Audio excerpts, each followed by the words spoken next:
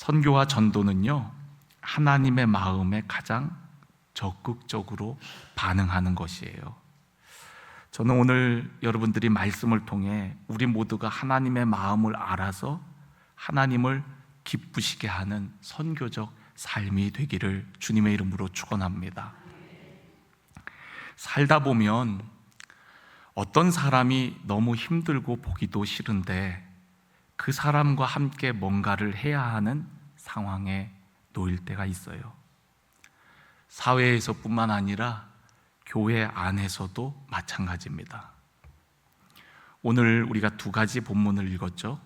하나님은 모든 사람이 구원을 받으며 진리에 이르기를 원하신다. 이게 하나님의 마음이거든요. 그러면서도 우리가 누가복음 15장에 있는 말씀, 잃은 양 비유, 또 잃은 드라크마를 다시 찾는 이야기, 또 둘째 아들이 돌아오는 이야기, 이 비유를 통해서 우리를 향한 하나님의 마음을 좀 깨달았으면 좋겠어요.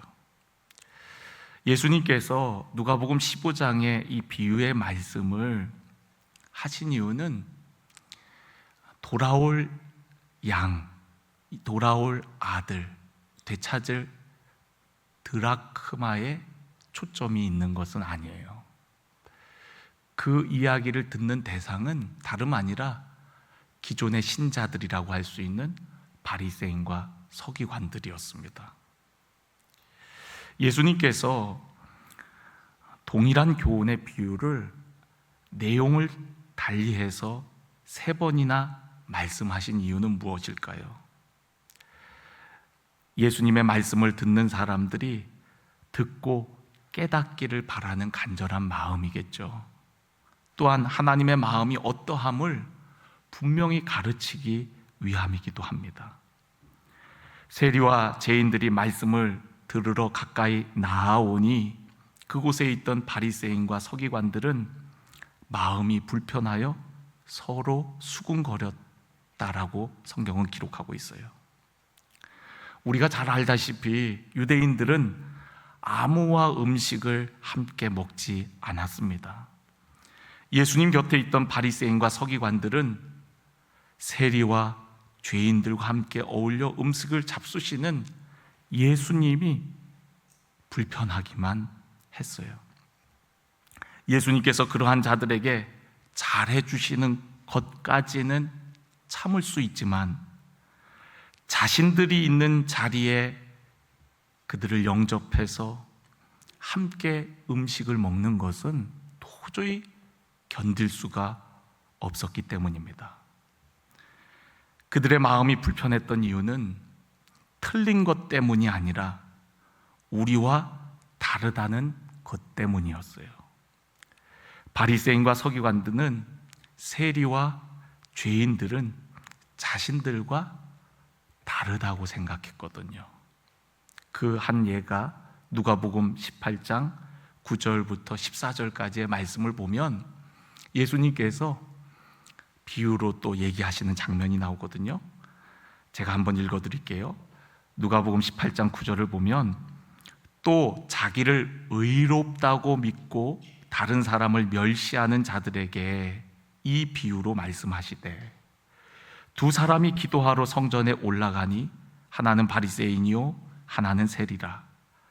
바리새인은 서서 따로 기도하여 이르되 하나님이여 나는 다른 사람들 곧 토색, 불의, 간음을 하는 자들과 같지 아니하고 이 세리와도 같지 아니함을 감사하나이다. 이 세리와 자신이 다르다는 거예요. 이 세리와 내가 다르다는 거에 바리새인이 감사하며 기도를 합니다. 나는 일에 2번씩 금식하고 또 소득의 11조를 드리나이다. 그런데 여러분, 세리는 어땠어요? 세리는 멀리 서서 감히 눈을 들어 하늘을 쳐다보지도 못하고 다만 가슴을 치며 이르되 하나님이여 불쌍히 여기소서 나는 죄인이로소이다.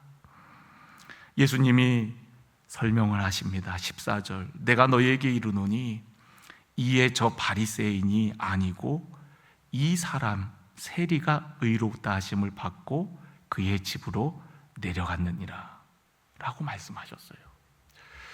여러분, 바리새인의 마음 가운데 나는 저 세리와 다르다는 마음이 있었어요. 그러니까 오늘 여기 누가복음 15장 1절에 보면 모든 세리와 죄인들이 말씀을 들으려고 예수님께 가까이 나와왔어요. 그랬더니 바리새인과 서기관들이 수군거려 이르되, 이 사람이 예수님을 가리키는 겁니다. 이 사람이 죄인을 영접하고 음식을 같이 먹는다 하더라. 그들이 불편해하는 것을 예수님도 느끼셨어요. 그리고 그런 바리새인과 서기관들을 향하여 예수님께서 세 가지 비유를 말씀하시는 겁니다. 우리는 이 비유의 이야기를 조금 바꾸어서 우리가 한 영혼, 그러니까 잃은 양 한 마리를 찾듯이 우리가 끝까지 한 영혼을 찾아야 된다.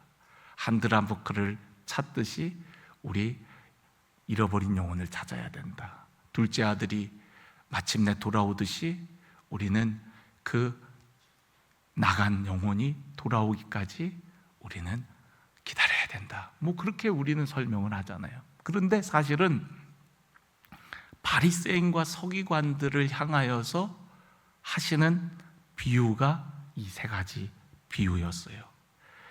예수님과의 생각과 행동이 자신들과 다르다고 생각했고, 자신들의 율법과 전통에 비추어 볼 때에 바리새인과 서기관들은 예수님이 그렇게 하는 것이 굉장히 불편함을 가졌어요. 불편함을 넘어 사실은 화가 나기도 했던 겁니다. 말씀을 준비하면서 요나서 말씀과도 참 이렇게 매칭이 되더라고요. 요나서의 내용은 여러분들이 잘 아실 겁니다. 하나님께서 그 하나님의 진노가 임박한 니느웨 성에 요나를 보내갖고 하나님의 말씀을 전하도록 하죠. 근데 요나는 가고 싶지가 않았어요. 왜냐하면 니느웨 성 사람들이 차라리 멸망받았으면 좋겠다라는 마음이 있었거든요. 그런데 우여곡절 끝에 마침내 니느웨 성에 가게 되죠. 그리고 하나님의 말씀을 건성으로, 정성스럽게 전한 것이 아니라 대충 전합니다. 그런데 놀랍게도 그렇게 요나가 대충 전한 그 하나님의 말씀을 듣고 니느웨 성 사람들이 다 회개하는 거예요. 그리고 하나님의 진노가 내리지 않는 모습을 보게 되어집니다. 그런데 여러분, 요나가 그런 모습을 보고 화를 내요. 화가 납니다. 제가 한번 그 부분을 읽어드릴게요. 요나서 4장 1절인데, 요나가 매우 싫어하고 성내며 여호와께 기도하여 이르되, 여호와여, 내가 고국에 있을 때에 이러하겠다고 말씀하지 아니하였나이까? 그러므로 내가 빨리 다시스로 도망하여 싸우니 주께서는 은혜로우시며 자비로우시며 노하기를 더디하시며 인애가 크사 뜻을 돌이켜 재앙을 내리지 아니하시는 하나님이신 줄 내가 알았음이니라. 내가 이럴 줄 알았어. 하나님 은혜로우고 자비로우셔서 노하기를 더디하실 줄 내가 알았어. 내가 이럴 줄 알고 처음부터 내가 니느웨 안 오려고 했던 거야. 처음부터 내가 다시스로 가려고 했던 이유가 바로 하나님의 그러한 성품을 내가 알기 때문에 그랬던 거라고 얘기를 하는 겁니다. 여호와여, 원하건대 이제 내 생명을 거두어 가소서. 사는 것보다 죽는 것이 내게 나음이니이다. 저들이 회개하고 멸망받지 않는 것이 그렇게 싫은 거예요. 차라리 멸망받았으면 좋겠다 생각했는데 저들이 구원받는 것이 너무 싫어갖고 요나가 뭐라고 얘기합니까? 차라리 그냥 내가 죽는 게 낫겠다라고 얘기를 하는 거예요. 여러분, 4절에 하나님께서 뭐라고 말씀하시냐면, 여호와께서 이르시되 네가 성내는 게 옳으냐? 네가 지금 화를 내는 게 옳으냐? 라고 말씀해요. 참 요나가 화내는 모습에 하나님께서 어처구니 없어 하면서 너 이렇게 화내는 거 옳은 거야? 라고 얘기해요. 그래서 하나님께서 요나를 깨우쳐 주기 위해서 어떻게 하십니까? 6절을 보면은 하나님 여호와께서 박넝쿨을 예비하사 요나를 가리게 하셨으니, 박넝쿨을 예비하셨다. 그러니까 하나님께서 계획된 대로 요나를 깨닫게 하시기 위해서 박넝쿨을 예비하고 요나를 가리게 하셨다가, 그랬다가 나중에는 7절에 보니까 하나님이 벌레를 이번에는 예비하사 이튿날 그 박넝쿨을 다 갉아먹고 시들게 하시고, 또 8절을 보니까 해가 뜰 때 하나님이 뜨거운 동풍을 또 뭐 했었어요? 예비하셨고, 그래서 결국에는 뜨거워서 요나가 괴로워갖고 죽기를 구합니다. 9절을 보니까 하나님이 요나에게 이르되 네가 이 박넝쿨로 말미암아 성내는 것이 어찌 옳으냐 하시니 그가 대답하되, 이제 요나가 막 나가요. 어떻게 나가냐면, 한번 들어보세요. 옳으냐 하시니 그가 대답하되 내가 성내어 죽기까지 할지라도 옳으니이다. 지가 옳다는 거예요. 자기가 옳다는 거예요. 그래서 자기가 성내다가 죽어도 내가 옳습니다, 이렇게 얘기를 하는 겁니다. 하나님께서 말씀하시죠. 10절 네가 수고도 아니하였고 재배도 아니하였고 하룻밤에 났다가 하룻밤에 말라버린 이 박넝쿨도 아꼈거든. 하물며 이 큰 성읍 니느웨에는 좌우를 분별하지 못하는 자가 12만 명이요 가축도 많이 있나니 내가 어찌 아끼지 않겠느냐라고 말씀하시는 거예요. 그러니까 하나님께서 이방인이라 할지라도 그들을 아끼신다는 거예요. 이게 하나님의 마음입니다. 요나는 자신이 전한 니느웨에 대한 심판의 메시지가 그대로 이루어지기를 은근히 바라고 있었어요. 요나는 하나님이 너무 마음씨 좋은 분이 아니기를 바랬죠. 혹시나 하나님이 니느웨에 대한 진노를 돌이키시면 어찌하나 했는데 우려했던 상황이 된 것입니다. 요나가 화가 난 대상은 이제 니느웨 사람들이 아니라 하나님으로 바뀌었어요. 내 생각이 옳은데 하나님은 항상 내가 옳다고 생각하는 대로 일하시지 않는 것에 대해서 분노하기 시작했던 겁니다. 그러니까 분노의 대상이 달라졌다는 거예요. 자신의 생각과 다른 예수님이 바리새인과 서기관들에게는 분노의 대상인 거죠. 그리고 마침내 나중에는 예수님을 십자가에 못 박는데 적극적으로 가담을 하게 됩니다. 살다 보면 인간관계 때문에, 교회의 어떤 일 때문에이든 마음이 불편하고 화가 날 때가 있어요. 그런데 여러분, 이때 그 일이 정말로 틀린 일이고 하나님의 뜻에 어긋나서 화가 나는 것인지, 아니면 내 생각과 다른 것 때문에 내가 불편하다고 느껴서 화가 나는 것인지 구분해야 돼요. 이 구분이 되지 않으면 우리는 예수님께서 책망하신 바리새인과 서기관들과 다르지 않고 똑같은 사람인 것입니다. 예수님께서 말씀하신 비유 안에는 하나님의 마음이 담겨 있어요. 양 한 마리를 잃어버린 목자, 한 드라크라마를 잃어버린 여인, 또한 집 나간 둘째 아들을 기다리는 아버지, 이 모든 대상이 하나님 아버지의 마음을 나타나는 대상이에요. 이 비유의 공통점은 끝까지 찾아내기까지, 아들이 돌아오기까지 수고를 아끼지 않는 모습입니다. 읽진 않았지만 누가복음 15장 4절을 보면 너희 중에 어떤 사람이 양 100마리가 있는데 그 중에 하나를 잃으면 99마리를 들에 두고 그 잃은 것을 찾아내기까지 찾아다니지 아니하겠느냐. 또 8절을 보면 어떤 여자가 10 드라크마가 있는데 하나를 잃으면 등불을 켜고 집을 쓸며 찾아내기까지 부지런히 찾지 아니하겠느냐라고 말씀했고요. 또 20절을 보면은 잃어버린 아들에 대한 이야기인데요. 이에 일어나서 아버지께로 돌아가니라 아직도 거리가 먼데 아버지가 그를 보고 측은히 여겨 달려가 목을 안고 입을 맞추니, 그러니까 아들을 기다렸다는 거죠. 기다리는 수고도 마지 않고 저 멀리서 오는 아들을 오기까지 기다리는 것이 아니라 기다리지 않고 달려가고 목을 안고 우는 겁니다. 그러니까 찾기까지, 또한 그 아들이 돌아오기까지 어떤 수고도 마다하지 않는 모습, 그것이 바로 하나님의 애타는 마음이라는 거예요. 두 번째 공통점은 되찾은 기쁨의 모습입니다.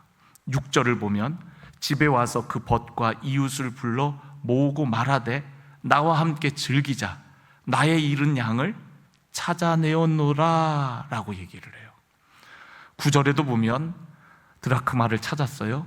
벗과 이웃을 불러 모으고 말하되 나와 함께 즐기자, 잃은 드라크마를 찾아내었노라 라고 얘기를 해요.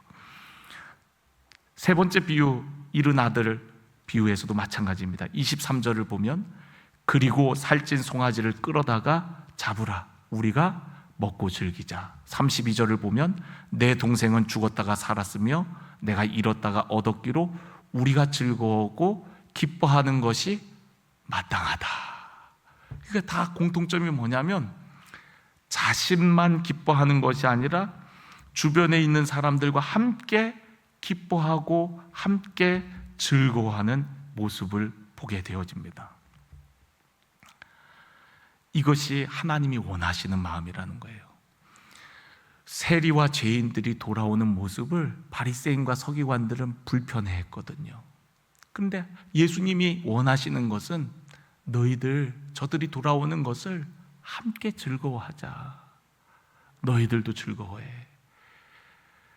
둘째 아들이 돌아오니까 제일 기분 나빠한 사람이 누구였죠? 큰 아들이었어요. 큰 아들은 바리새인과 서기관을 상징합니다. 기분 나쁜 거예요.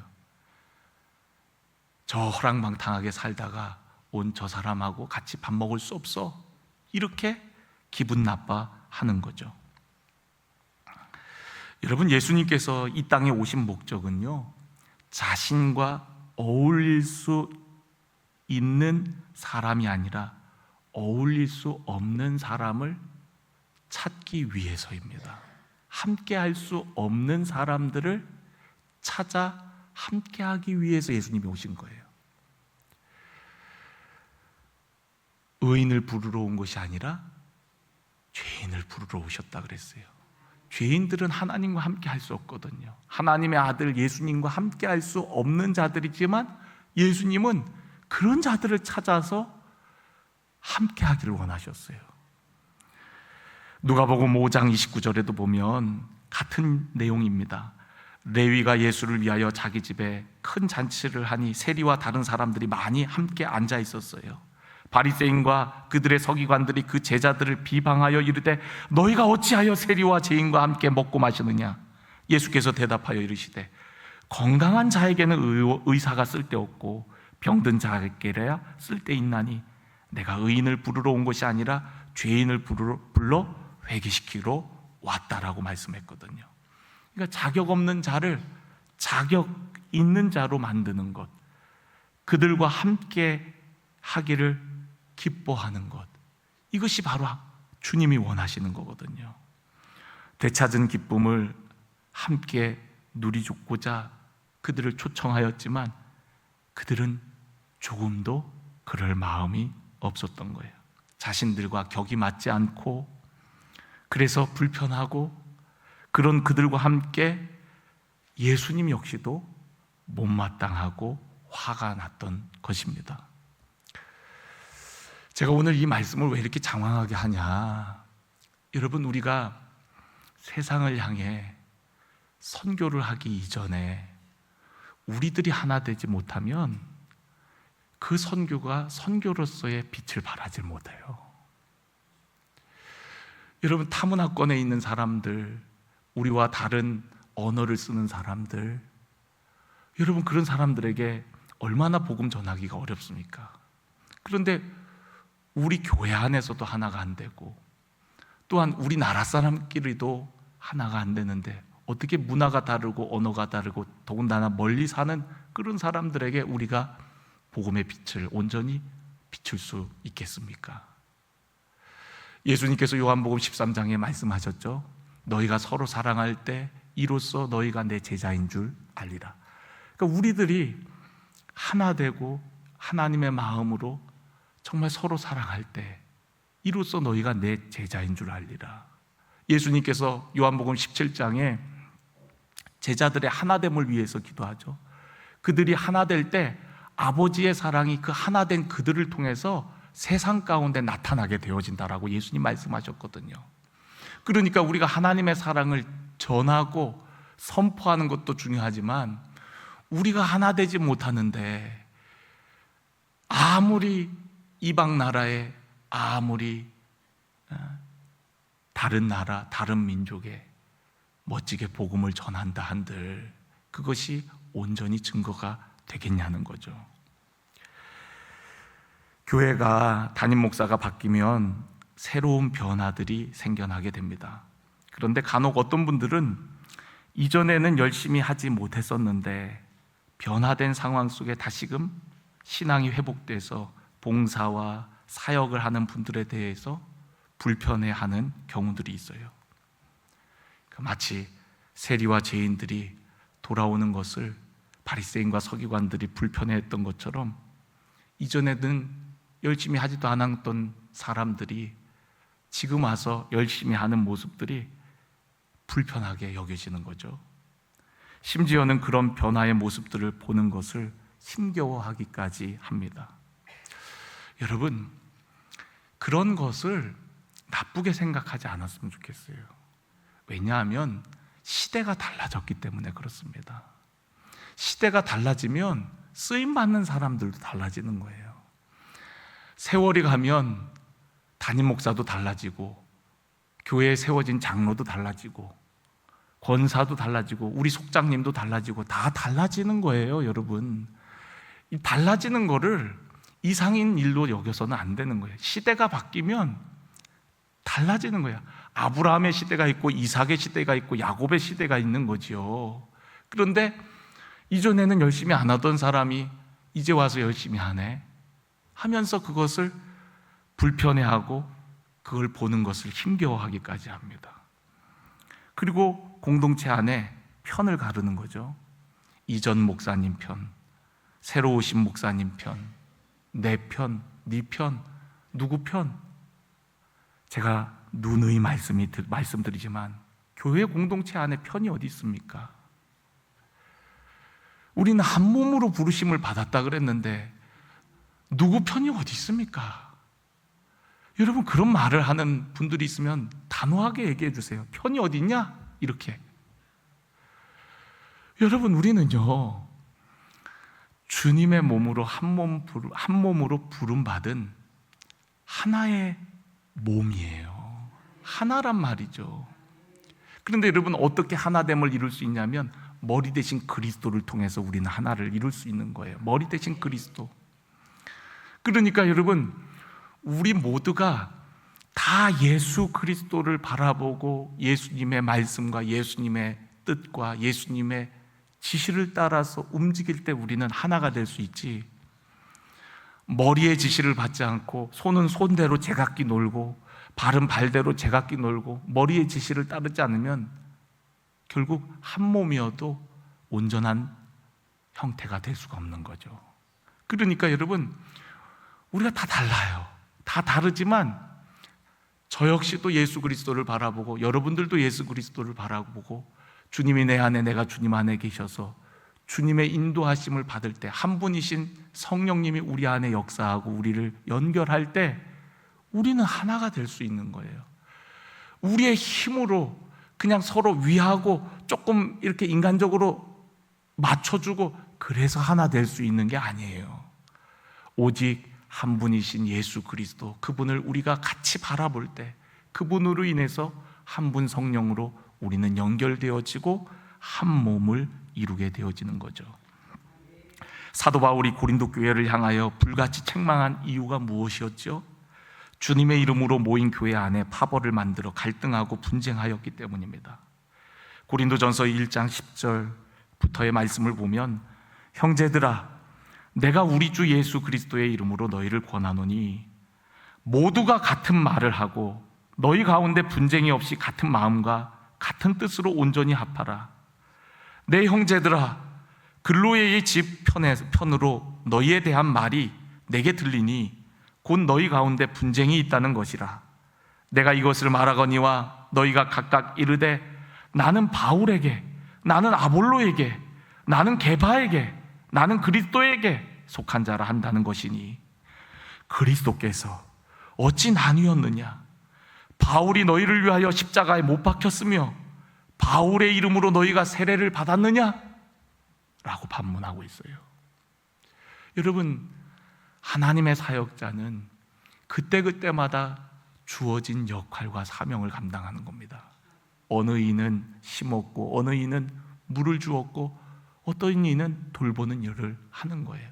시대에 맞게 하나님께서 하나님의 사람을 일으켜 세우셔서 그를 통해서 하나님 일하시는 거거든요. 그런데 고린도 교회는 미숙했기 때문에 그런 걸 잘 알지 못하고 저마다 자기 스타일마다 맞는 사역자를 따라서 파벌이 나눠지고, 그리고 그들은 분쟁하기 시작했단 말이에요. 우리는 어떤 공동체나 모임에 참여할 때 저 사람이 나와 어울릴 수 있는 사람인지를 생각할 때가 많습니다. 속회나 선교회에서 저 사람이 함께 모이고 어울릴 수 있는 사람인지를 따져요. 어울릴 수 없는 사람이 우리 속회에 들어오거나 우리 선교회에 들어오면 소극적이어지고 안 모이고 협조 안 하고 그럽니다. 그러면 안 돼요, 여러분. 그러면 안 돼요. 그냥 이거는 논리적으로 설명하는, 그러면 안 돼요. 그러면은 하나님이 기뻐하지 않아요. 우리는 하나님 바라보고 일을 하는 거지. 우리 지방에 누가 감리사가 돼서 더 열심히 협조하고, 내 마음에 안 드는 감리사 되면 협조 안 하고, 옳지 않아요, 여러분. 하나님께서 기뻐하지 않습니다. 작은 공동체도 마찬가지예요. 선교회, 우리 선교회 회장님 돌아가죠? 돌아가면서 감당하잖아요. 내 마음에 드는 사람 회장하면 열심히 돕다가 내 마음에 안 드는 사람 하면 안 돕고, 그러면 안 돼요. 우리가 하나님을 위해 일을 하는 거지, 하나님의 일과 내가 맞고 안 맞고 그런 걸 떠나서 하나님의 일과 내 개인의 일을 구분해야지, 그렇게 하면은 안 되는 거예요. 주님의 이름으로 모이는 교회는 그럴 수가 없는 겁니다. 예수님을 믿으면서도 저 사람이 나와 어울릴 자격이 있고 없고를 내 기준으로 판단하고 규정한다면 예수님이 책망하신 바리새인과 똑같은 사람이 되는 거예요. 우리가 어울릴 자격이 없는 사람들과도 함께 어울릴 수 있을 때 그걸 하나님이 기뻐하시는 거예요. 그걸 하나님이 원하셔서 지금 3가지 비유를 얘기하는 겁니다. 한 드라크마는 로마의 화폐 단위예요. 일꾼의 품삯인 한 데나리온입니다. 10드라크마 중에 잃어버린 한 드라크마를 찾는 게 뭐가 그렇게 중요한 일이겠어요? 불을 켜고 쓸고 그러면서 찾을 만한 가치가 있습니까? 하는 사람도 있겠죠. 여기서 말하는 10드라크마는 단순히 돈을 의미하는 것이 아닙니다. 10드라크마는 한 세트로 신랑이 신부에게 청혼할 때에 주는 특별한 정표의 돈이에요. 그러니까 일평생 한 여자만을 사랑하겠다는 의미가 그 10드라크마에 내포되어 있는 거예요. 단순한 동전 10개를 의미하는 것이 아니라 그 중 하나가 빠지면 온전치가 못한 거죠. 그런 의미에서 한 드라크마는 돈 이상의 가치가 있는 거예요. 우리는 많은 것을 세상적인 가치로, 경제적 논리로 생각할 때가 많습니다. 저는 교회의 일을 그렇게 생각하지 않으셨으면 좋겠어요. 하나님 나라의 가치로, 또한 성경적 원리로 우리가 주님의 일을 감당하고 교회의 사역을 감당해 나가기를 간절히 원합니다. 어쩌면 잃은 양 한 마리를 찾는데 더 큰 비용과 수고가 들지도 모릅니다. 경제적 가치로만 생각한다면 잃은 양 한 마리를 찾지 않는 것이 어쩌면 더 현명한 일인지도 몰라요. 그러나 우리의 인생은 경제적인 가치, 세상적인 논리로만 설명할 수 없는 일들이 얼마나 많은지 몰라요. 또한 잃은 양 한 마리와 잃은 드라크마 하나를 찾았다고, 또 둘째 아들, 아버지의 재산을 탕진한 둘째 아들이 돌아왔다고 어떤 일을 벌입니까? 잔치를 벌이잖아요. 주변 사람들을 다 초청해갖고 잔치를 벌여요. 아니, 한 드라크마를 찾았는데 잔치를 벌이면 돈을 얼마나 더 써야 되는 거예요. 한 마리 양을 찾아갖고 잔치를 벌이면, 동네 잔치를 벌이면 거의 소 한 마리 값 날 것 같은데, 여러분, 경제적 가치로 보면 맞지 않는 것 같습니다. 아버지의 재산을 다 허랑방탕하게 탕진한 아들입니다. 이제 너에게 더 이상 줄 거 없어 해도 아무 말도 못할 아들인데, 그 아들 돌아왔다고 송아지 잡고 이웃 사람들 다 불러갖고 잔치를 합니다. 어떻게 그럴 수가 있죠? 왜냐하면 그 잃어버린 것을 되찾는 가치는 단순히 그것 이상의 가치가 있기 때문에 그래요. 여러분, 하나님도 우리를 되찾으려고 할 때에 어마어마한 가치를 치르셨죠. 독생자 예수님을 우리를 위해 내어주면서까지, 다 내어주면서까지 그런 값을 치르고, 그리고 우리를 되찾으셨어요. 그러니까 예수님 목숨값, 하나님의 아들이신 예수님의 목숨 가치를 대신해서 우리를 살려주신 거거든요. 하나님께서 우리를 그렇게 귀하게 여기셨어요. 영혼의 가치는 천하보다 귀한 것이라고 하죠. 세상 무엇과도 바꿀 수 없는 가치가 있다는 것을 의미합니다. 그래서 우리를 가리켜서 우리는 이렇게 표현을 하죠. 우리는 하나님의 뭐죠? 걸작품이라 그래요. 하나밖에 없는 걸작품. 그래서 그 어떤 것과도 바꿀 수 없고 우리를 위해서 모든 것을 내어주시는 그런 사랑과 희생을 감수하신 것이죠. 이 세 가지 비유를 통해 예수님께서 우리에게 전해주고 싶은 것은 바로 하나님의 마음입니다. 하나님께서 가장 기뻐하시고 가치 있어 하는 잃어버린 영혼이 돌아오는 일에 우리 모두가 동참하고 그 일에 함께 기뻐하기를 하나님은 원하시는 거예요. 이러한 하나님의 마음을 여러분 깨닫고 여러분들이 기억하기를 바랍니다. 하나님께서 기뻐하시는 일에 우리가 함께 하는 것이 진짜 하나님을 위하는 길이라는 것. 큰아들이 잔치 소리가 들리니까 하인들을 불러갖고 어찌된 일인지 듣고서는 집을 들어가질 않아요. 나중에는 아버지가 나와갖고 큰아들을 설득합니다. 얘야, 들어가자. 네 동생이 죽었다가 다시 돌아왔지 않니? 얘야, 들어가자. 그런데 아버지한테 화를 내요. 자기 생각과 다른 그 아버지가 밉고 싫습니다. 아버지한테 화를 내면서 그 기쁨의 잔치에 들어가질 않습니다. 저는 오늘 이 말씀을 준비하면서 우리가 외적으로 우리가 무언가를 돕고 섬기는 것도 너무나도 중요한 일이지만 서로 다른 우리들이 하나 되지 못할 때, 하나됨을 이루지 못할 때 우리가 그렇게 하는 것들이 무슨 유익이 있겠나? 여러분, 교회는요, 한 공동체입니다. 그리고 질서가 있어요. 그 질서와 또한 주님의 명령하심과 뜻을 따라서 지체들이 움직일 때, 그때 하나님의 역사가 나타나고 놀라운 열매와 결실이 나타나는 거예요. 선교는 돈으로 하는 것이 아닙니다. 사람이 하는 겁니다. 하나님께서는 사람을 찾으세요. 우리가 이사야서를 보면은 누가 누구를 보낼고 할 때 하나님께서는 사람을 찾는 거예요. 성령 받으면 증인 되는 겁니다. 사람이 가는 거예요. 너희들이 가라고 하는 거예요. 돈 보내는 게 아니고 사람이 가는 겁니다. 사람이 간다는 것은 마음이 간다는 것이고, 또한 하나님의 마음에 합한 자여야 된다는 거예요.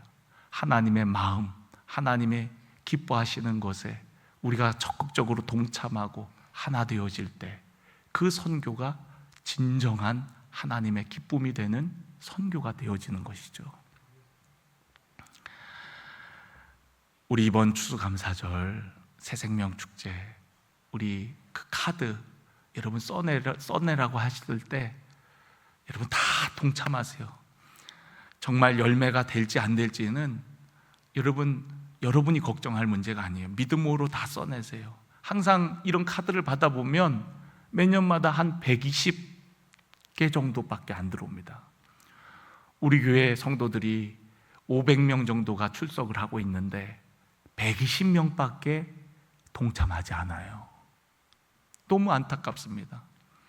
우리 모두가 하나님이 기뻐하시는 이 전도의 일에 다 같이 동참하고, 그리고 그것이 열매가 될지 안 될지는 하나님께 맡기고 우리는 그저 기도하고 우리가 할 수 있는 일들을 감당할 때 마침내 우리의 기도가 땅에 떨어지지 않고 열매를 맺는 것이지, 아예 그 일에 동참도 안 하고 그 기쁨에 함께 참여하지도 않으면서 그냥 있다면 그것은 정말 하나님을 위하는 것이 아닌 거죠. 오늘 주보를 통해서 여러분들에게 다 나누어 드렸을 겁니다. 저는 여러분들이 마음을 같이 해주기를 원해요. 같은 유대인이어도 저 세리들과 함께 할 수 없었던 바리새인과 서기관들 같지 않기를 원합니다. 우린 다 하나예요. 그리스도 안에서 하나이고, 우리가 마음을 같이 해서 하나님의 명령, 우리 교회의 머리 대신 예수님께서 말씀하시는 그 명령에 따라서 우리 모두가 기쁘게 순종할 때, 그때 거기서 기적이 일어나고 그때 선교의 놀라운 역사들이 펼쳐지는 것이지, 우리들 안에서도 하나 되지 않는데 어떻게 외부로 더 열방을 향해 강력하게 비출 수 있겠습니까? 오늘 우리 마음을 같이 합시다. 그리고 우리 하나님의 마음을 품읍시다. 하나님의 마음은 첫째 아들이나 둘째 아들이 하나 되는 거예요. 여러분, 부모 된 분들 다 아시죠? 자녀들이 서로 티격태격하면 마음 아픕니다. 그냥 하나 되고 부모의 마음을 헤아려 갖고 조금 못마땅한 것이 있어도 이해하고 존중하고 배려하고, 형은 동생을 챙겨주고 동생은 형을 존중해주고, 그러면서 우애 있게 지내면서 우리 가족이 하나 되기를 원하는 것처럼 오늘 하나님 아버지의 마음이 그렇다는 거예요. 바리새인이나 서기관들이나 저 세리나 죄인들이나 함께 어울려 먹고 마시며 즐거워하는 그 자리, 하나님께서 그 자리를 기뻐하시는 겁니다. 그 자리를 보기를 원하시는 거예요. 우리 교회 공동체가 믿음의 공동체, 소망의 공동체, 사랑의 공동체, 사랑으로 소문난 교회가 되어지기를 주님의 이름으로 간절히